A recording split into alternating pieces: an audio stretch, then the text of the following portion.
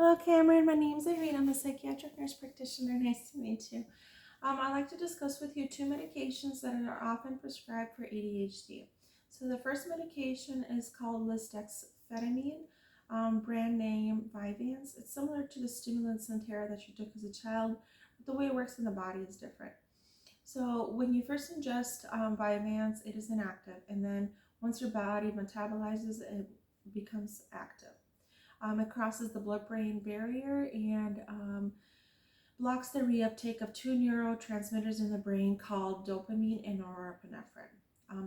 The second medication is called atomoxetine, brand name Strattera.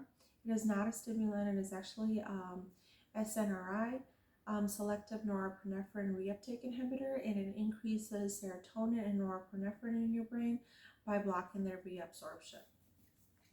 I'd like to discuss the risks and side effects of each medication as well as the benefits, and then we'll conclude with the monitoring requirements. So the biggest benefit of Vyvanse is that it lasts up to 14 hours in adults. The biggest disadvantage of Vyvanse is that it is a controlled 2 drug, meaning there is a high potential for having tolerance to it and developing dependency on it.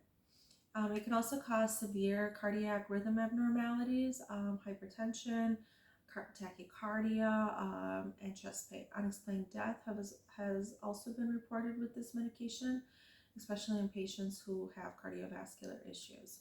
Another danger of any stimulant, including Vyvanse, is that it can precipitate psychotic and manic symptoms, even in patients with no prior psychiatric illnesses.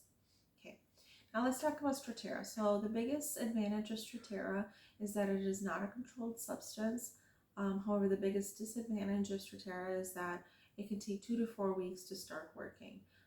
This medication also poses cardiovascular risk, and it can increase blood pressure and heart rate. Sudden deaths, strokes, and have also been documented in patients with cardiovascular issues. In rare cases, Strattera can cause a liver injury, a severe one. It can actually increase the hepatic enzymes up to 40 times the normal and cause symptoms such as jaundice, dark urine, and upper right abdominal tenderness. So some common side effects of Vyvanse are headaches, insomnia, anorexia, abdominal pain, agitation, tics, irritability, decreased appetite, jitterness, and anxiety.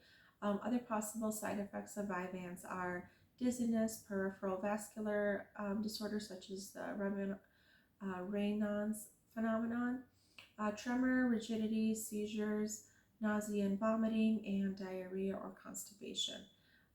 Visual disturbances such as diplopia, difficulty with accommodation, and blurriness can occur with Vyvanse as well. Strattera's side effects are mild and moderate in nature usually.